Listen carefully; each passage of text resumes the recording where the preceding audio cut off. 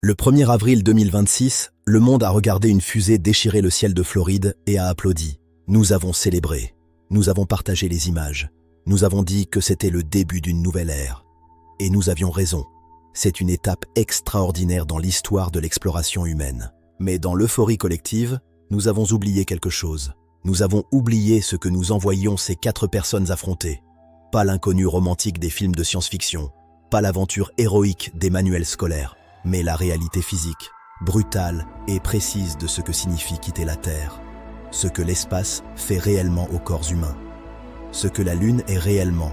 Un monde mort, hostile, qui n'a aucune raison de vous laisser en vie. D'Apollo à Artémis, voici ce que personne ne vous dit. Depuis des millénaires, les poètes et les amoureux regardent la Lune et y projettent de la beauté. Une sphère argentée suspendue dans la nuit, douce, silencieuse, mystérieuse.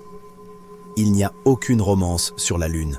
C'est un monde sans atmosphère, sans vent, sans eau, sans rien de ce qui rend la Terre habitable. Et cette absence totale d'atmosphère n'est pas un simple inconvénient.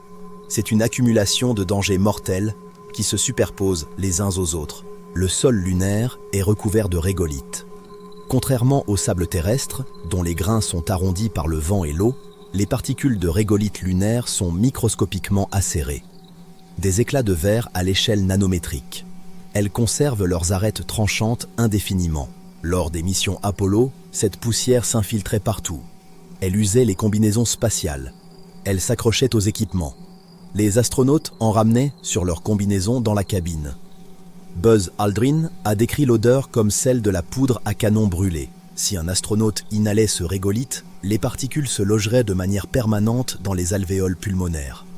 Les poumons ne disposent d'aucun mécanisme pour éliminer des particules aussi abrasives. Ce serait l'équivalent d'une silicose lunaire, une destruction irréversible du tissu pulmonaire. Sans traitement possible, sans atmosphère pour redistribuer l'énergie solaire, les variations de température sur la Lune sont absolument extrêmes.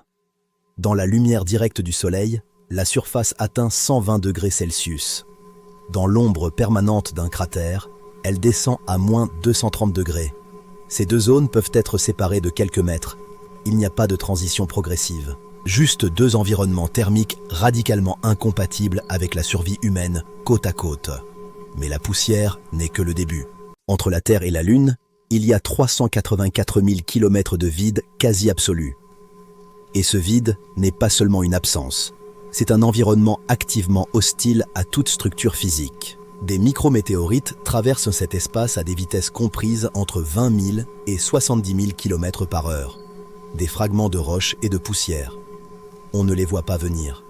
Même une particule microscopique transporte suffisamment d'énergie cinétique pour percer une paroi métallique. La paroi du module lunaire Apollo avait une épaisseur de quelques millimètres d'aluminium. C'était tout ce qui séparait les astronautes du vide absolu. Si cette paroi avait été percée, le processus aurait été rapide et irréversible. À pression nulle, l'eau contenue dans les tissus biologiques entre en ébullition. Pas à cause de la chaleur, mais à cause de l'absence de pression. À pression terrestre, l'eau bout à 100 degrés. À pression nulle, elle bout à température corporelle, 37 degrés. Les fluides corporels se vaporiseraient. Les tissus se dilateraient. La mort surviendrait en quelques secondes, non pas dans un état de douleur aiguë, mais dans un état de perte de conscience quasi immédiate, due à l'hypoxie. Aucun plan de secours, aucune mission de récupération possible à cette distance. Juste la certitude physique que la paroi tient, ou ne tient pas. Mais le danger physique n'est pas la réalité la plus difficile de l'exploration spatiale. La réalité la plus difficile, c'est ce qu'elle fait à l'esprit humain. Revenons à Apollo 11. Le 20 juillet 1969, pendant qu'Armstrong et Aldrin marchèrent sur la surface lunaire, un 3e homme attendait. Michael Collins, pilote du module de commande. Il orbitait seul autour de la Lune. Toutes les 48 minutes, son orbite le faisait passer derrière la face cachée de la Lune. La masse de roche, 3500 km de diamètre, dense, opaque à toutes les fréquences radio, bloquait physiquement tout signal entre lui et la Terre. Pendant 48 minutes, à chaque révolution, Collins n'existait pour personne. Aucun contact radio, aucune voix, aucun signal de quelque nature que ce soit. Il était l'être humain le plus isolé de toute l'histoire de l'espèce. Pas métaphoriquement, Géographiquement, physiquement, absolument. À ce moment précis, tous les autres êtres humains ayant jamais existé se trouvaient du même côté, sur Terre ou sur la surface lunaire visible. Collins était seul de l'autre côté d'un monde. Il a décrit ces moments non pas avec terreur, mais avec une sérénité qu'il lui a fallu des années à comprendre lui-même. Pas de solitude, a-t-il dit. Une plénitude. Comme si l'isolement absolu avait généré une forme de clarté que la présence humaine rend impossible. Mais voici ce qu'il ne disait pas dans les interviews. Si le moteur de service avait refusé de redémarrer à la sortie de la face cachée, il n'y avait aucune option. Aucune procédure de secours. Collins aurait continué d'orbiter autour de la Lune jusqu'à l'épuisement de ses réserves d'oxygène. Seul, sans que personne ne puisse l'entendre. Sans explosion, sans douleur particulière. Juste l'orbite qui continue, le silence qui s'épaissit, et la certitude progressive que personne ne viendra. La NASA avait préparé un discours que Nixon aurait prononcé si Armstrong et Aldrin n'avaient pas pu quitter la surface. Il commençait par « Le destin a voulu que les hommes qui sont allés sur la Lune pour explorer en paix y restent pour y reposer en paix. » Ce discours existe, il a été rédigé, il était prêt. Il y a un danger que les missions Apollo ont traversé sans pouvoir le mesurer correctement. Et qu'Artemis II traverse aujourd'hui avec des instruments que les ingénieurs de 1969 n'auraient pas pu imaginer. La radiation, la magnétosphère terrestre, le champ magnétique généré par le noyau de fer en rotation de notre planète, dévie en permanence les particules chargées à haute énergie qui traversent le système solaire. Ce bouclier magnétique est ce qui rend la Terre habitable. Mais il a une structure particulière. Les particules qu'il dévie ne disparaissent pas. Elles sont piégées dans des zones de haute intensité appelées les ceintures de Van Allen. 2 anneaux concentriques de radiation concentrée qui entourent la Terre entre 1000 et 60 000 km d'altitude. Pour atteindre la Lune, il faut les traverser. Apollo l'a fait. Artemis II l'a fait le 1er avril. L'équipage a reçu une dose de radiation pendant ce passage. Faible, contrôlée, mesurée, mais réelle. Au-delà de ces ceintures, il n'y a plus aucune protection. Le corps humain est directement exposé au flux de particules cosmiques. Les rayons cosmiques galactiques traversent les parois de la capsule et les tissus biologiques sans être arrêtés. Ils ionisent les molécules sur leur passage. Ils peuvent briser des brins d'ADN. Les astronautes d'Apollo rapportaient d'avoir des éclairs lumineux avec les yeux fermés. Des rayons cosmiques frappant directement leur rétine ou leur cortex visuel. Ce n'était pas de l'imagination. C'était de la physique des particules se produisant à l'intérieur de leur crâne. Artemis II transporte des dosimètres, des moniteurs de radiation, des cellules biologiques embarquées pour étudier les effets de l'exposition en espace profond. Ces données définiront les limites pour toutes les missions futures.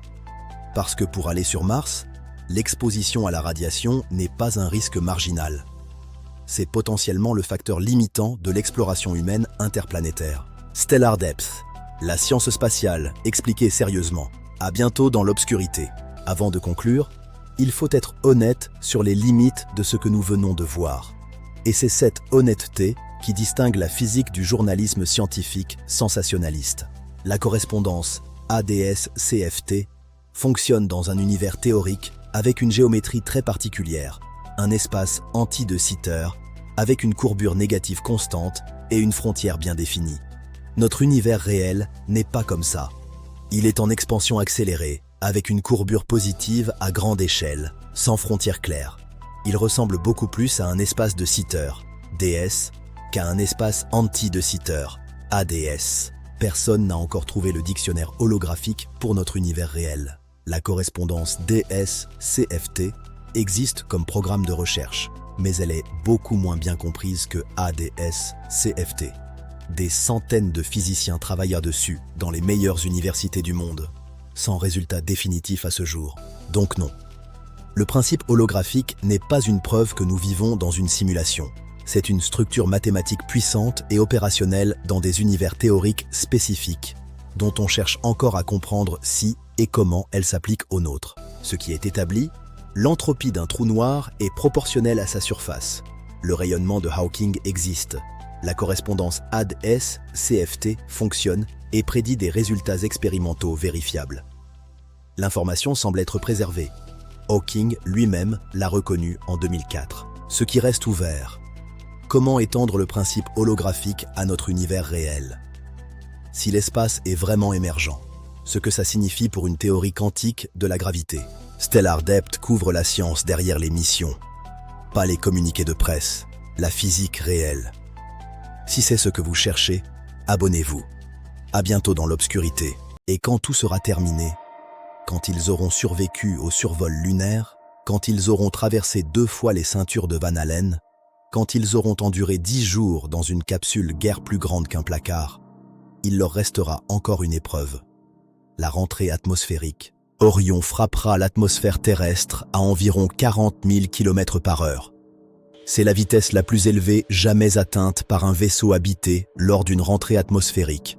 Plus rapide qu'Apollo, plus rapide que la navette spatiale. Le bouclier thermique devra encaisser des températures approchant 2800 degrés Celsius. Un plasma de gaz ionisé enveloppera la capsule et bloquera toute communication radio avec le sol. L'équipage sera complètement seul pendant ces minutes, sans contact avec Houston, sans données, sans rien. Juste la conviction que l'ingénierie a bien travaillé, ou la découverte qu'elle ne l'a pas fait. Ce bouclier porte avec lui une question ouverte. Après Artemis Pym en 2022, les ingénieurs ont découvert une érosion inattendue du matériau ablatif. La structure a tenu. Les températures internes sont restées dans les limites. Mais l'anomalie était suffisamment sérieuse pour mobiliser une équipe de révision indépendante pendant 2 ans. NASA a donné le feu vert. L'équipage connaît ses faits. Ils ont accepté ce risque. C'est ce que l'exploration a toujours signifié. Stellar Depth, la science spatiale, expliquée sérieusement. À bientôt dans l'obscurité. Nous construisons des fusées, nous portons des combinaisons, nous plantons des drapeaux sur des mondes morts, et nous appelons ça conquérir l'espace. Mais l'espace ne se conquiert pas, on y survit.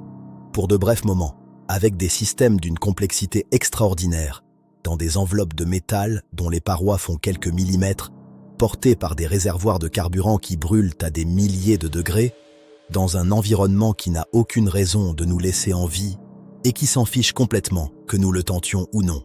D'Apollo à Artemis, 57 ans se sont écoulés. La technologie a changé de façon radicale. Les ordinateurs, les matériaux, les communications, la médecine spatiale, tout est incomparablement meilleur qu'en 1969. Mais le corps humain n'a pas été mis à jour. Nous sommes toujours des créatures de 37 degrés, faites d'eau et de protéines, façonnées par des millions d'années d'évolution dans un environnement précis où l'air est gratuit et la pression atmosphérique constante. Chaque mission spatiale habitée est une tentative de convaincre le cosmos de tolérer notre présence quelques jours de plus. Et pourtant, nous continuons. Parce que peut-être que l'exploration n'a jamais été une question de conquête. Peut-être qu'elle a toujours été une question de compréhension. Comprendre où nous sommes. Comprendre combien nous sommes fragiles. Comprendre que la Terre, avec son atmosphère, son eau, sa température tempérée, sa magnétosphère, est une exception cosmique d'une rareté absolue. Quand Wiseman, Glover, Koch et Hansen reviendront, quand ils émergeront de cette capsule dans l'océan Pacifique le 11 avril, les yeux bridés par la lumière du soleil après 10 jours dans l'obscurité, ils auront vu quelque chose que personne n'avait vu depuis 1972, la Terre entière depuis l'espace lointain, un point bleu dans le noir absolu. Et peut-être que c'est ça le vrai but de l'exploration spatiale. Pas aller ailleurs, voir d'où nous venons et comprendre à quel point nous avons de la chance d'être ici. Stellar Depth, la science spatiale, expliquée sérieusement. À bientôt dans l'obscurité.